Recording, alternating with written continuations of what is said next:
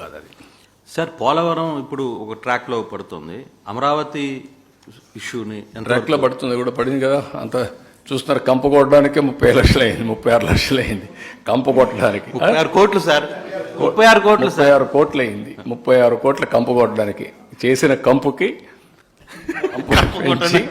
ఆ కంపును క్లీన్ చేయడానికి 36 కోట్లు. Can you imagine?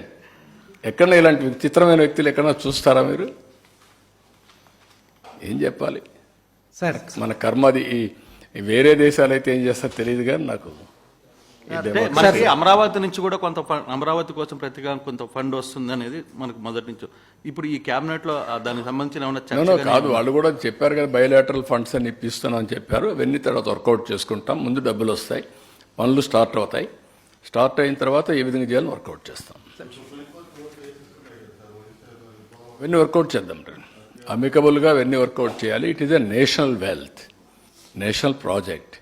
It is for the society, for the community. ప్రజల కోసం చేసే ప్రాజెక్ట్ ఇవన్నీ. ఎవరికి నష్టం జరగకుండా చేసుకోవాలి. మాట్లాడదాం, అందరితో మాట్లాడతాం. ఎవరికి నష్టం జరగకుండా కేంద్రం కూడా బాధ్యత తీసుకుంటుంది. మేము కూడా మాట్లాడతాం, అందరితో మాట్లాడి కన్విన్స్ చేసుకుంటాం, ముందుకెళ్తాం. సార్, ఇప్పుడు 41 ఏది రివర్ లింకేజ్ ఫేజ్ 1 ఫేజ్ 2 కాదు. ఇదేంటంటే మీరు గుర్తుపెట్టుకోవాల్సింది, Polavaram main project and also up to Visakhapatnam left main canal, right main canal up to Krishna. ఇది Polavaram project. River linkage is additional. ఇక్కడి నుంచి అందుకే నేనేమన్నానంటే, పట్టిసీమ తీసుకొచ్చి దీనికి కలిపాం. పురుషోత్తపట్నం తీసుకుపోయి ఏలేరులో పెట్టాం. ఇప్పుడు పురుషోత్తపట్నం కూడా ఉపయోగించుకోవాలి 5 ఏళ్ళు, పట్టిసీమ కూడా ఉపయోగించుకోలేదు. అందుకే నీళ్లు లేకుండా పంటలు కూడా ఎండబెట్టే పరిస్థితికి వచ్చారు. ఇప్పుడు ఏలేరు రిజర్వాయర్కి నీళ్లు తీసుకెళ్తున్నాం. ఈ సంవత్సరం కెనాల్స్ పూర్తి చేసి పురుషోత్తపట్నం ద్వారా 6,000 క్యూసెక్స్ ఆఫ్ నీళ్లు తీసేపోయే అవకాశం ఉంది. అది అనకాపల్లి ఆ ఏరియాలో ఇరిగేట్ చేస్తాం. ముందు 3 ఏళ్ళు ఈ ప్రాజెక్టు పూర్తొస్తే అక్కడి నుంచి గ్రావిటీతో విశాఖపట్నం వెళ్ళిపోతుంది. విశాఖపట్నం నుంచి ఉత్తరాంధ్ర సుజల స్రవంతి స్టార్ట్ అవుతుంది. ఇది లెఫ్ట్ మెయిన్ కెనాల్. ఇది అక్కడి నుంచి కంటిన్యూషన్ ఉత్తరాంధ్ర సుజల స్రవంతి. ఇప్పుడు దీన్ని ఏ విధంగా చేయాలని ఆలోచిస్తున్నాం.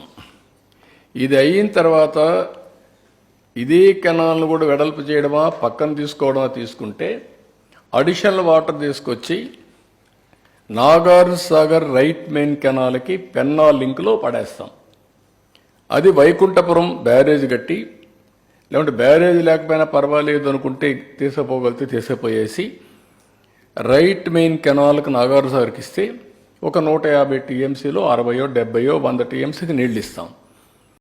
ఈ కృష్ణా డెల్టా నీళ్లు, Nagar Sagar right main canal కూడా నీళ్ళని ఒక 200-250 టీఎంసీ నీళ్లు శ్రీశైలంలో పొదుపు చేసుకుంటే అది రాయలసీమకి ఇస్తాం.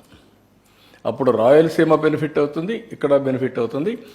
అవసరమైతే నెక్స్ట్ ఫేజ్ పెన్నా నదికి అనుసంధానం చేయడం, ఉత్తరాంధ్ర సుజల స్రవంతి ద్వారా వంశధారకు తీసుకుపోవడం.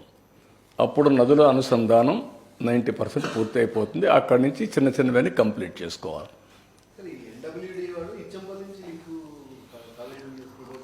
అది అంటున్నారు, కానీ అది ఇప్పుడు సాధ్యమవుతుందా లేదో నాకు తెలియదు. దానికంటే ఇది బెటర్.